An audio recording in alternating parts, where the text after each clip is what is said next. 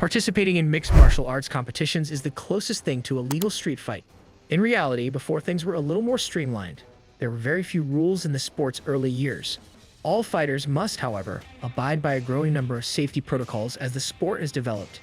Naturally, not every athlete abides by the rules just because they are in place. Without further ado, let's look at 10 fighters who were disqualified from mixed martial arts, listed in no particular order. Number 10. Andrew Chapman vs. Ayala.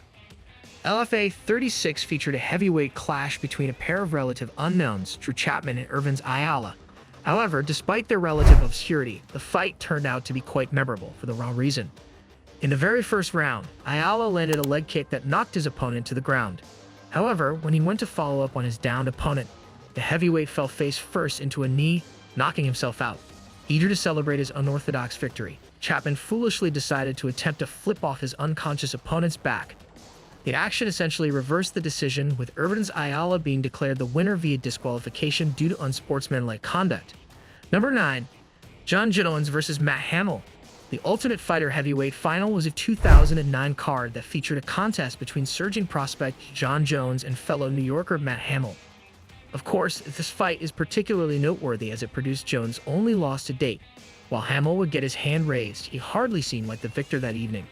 Jones was winning the fight handily with a wrestle-heavy attack combined with some brutal shots. However, the future light heavyweight king also utilized an illegal 12-6 elbow. The referee reviewed the replay and determined that the elbows further damaged Hamill's already battered nose, thus resulting in a DQ win for the Hammer. Dana White was vocal about his displeasure with the result, claiming it should have been a no contest. As recently as 2019, the UFC president has attempted to get the result overturned, which would allow him to promote his former champion as an undefeated fighter. To date, he has had no success. The Hamill loss remains the only L on Jones' remarkable record. Number 8. Anderson Silva vs. Okami. Before both men would eventually make their way to the UFC, Anderson the Spider Silva and Yushin Thunder Okami met in 2006 as part of the Rumble Rock 8's middleweight tournament. While Okami was in top position with his knees to the mat, Silva landed an upkick that stunned the Japanese star. The Spider appeared to have won the contest via KO in real time.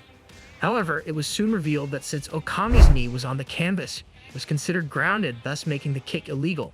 The future longtime UFC middleweight champion was disqualified when the doctor ruled that Okami could not continue.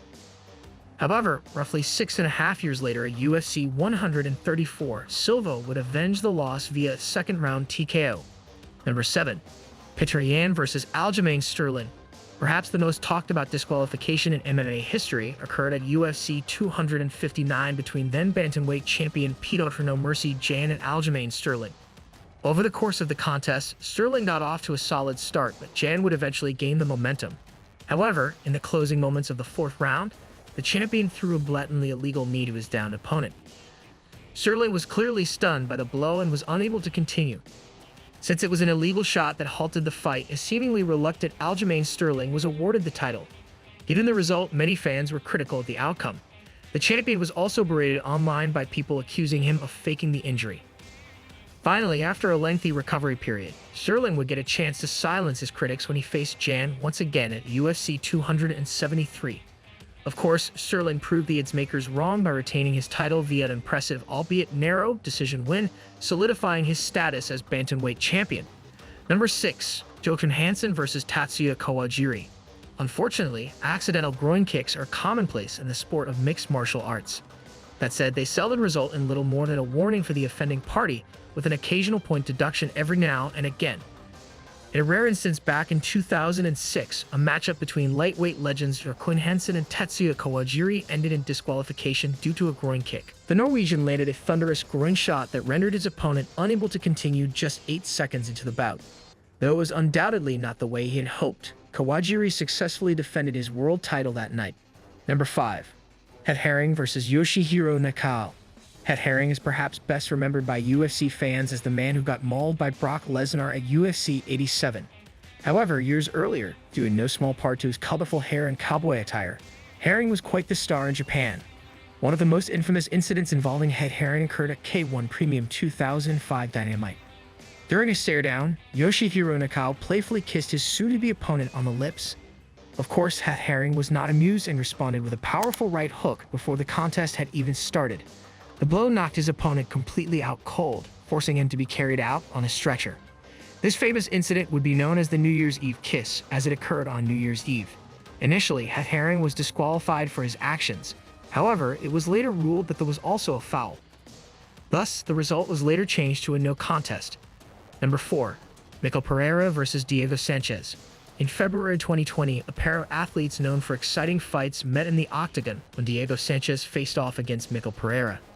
For the majority of the fight, Pereira had things well in hand and looked to be on pace to, at worst, coast to a decision win. However, after landing some effective strikes in the clinch, the Brazilian got carried away and the former Ultimate Fighter winner when he was grounded. Surprisingly, despite his past durability, Sanchez opted not to continue and was declared the victor by disqualification. It was a disappointing end to a fight that fell a bit short of expectations. Number 3. Greg Hardy versus Alan Crowder. A former NFL star who didn't have the best reputation during his football career, heavyweight Greg Hardy remained a controversial figure during his UFC tenure. In his very first fight in the UFC, the former defensive end wasted little time drumming up controversy. A visibly exhausted Hardy threw a blatantly illegal knee during his debut bout with Alan Crowder. The maneuver rendered Crowder unable to continue, thus resulting in the first loss of Hardy's pro MMA career. Hardy appeared tired during the bout, and given his bad boy reputation, some pundits suggested he may have thrown the knee initially looking for a way out. Number 2. Austin Batra versus Haer. The Vel 57 incursion was a 2018 amateur MMA card that featured one of the sport's more absurd moments. In the welterweight title bout between Canadians Austin Batra and Haer, Batra took just 38 seconds to land a left hook that knocked his opponent out cold.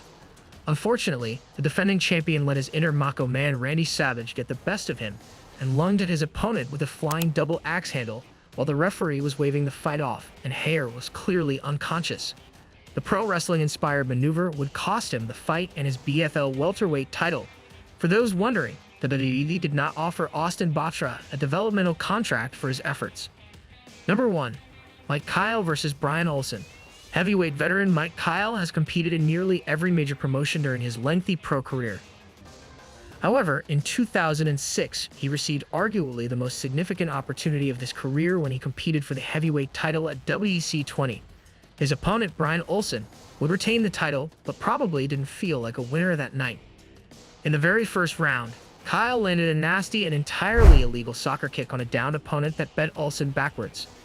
To make matters worse, Kyle followed up with some big shots before being separated by multiple referees. The result was an obvious disqualification loss for Mike Kyle.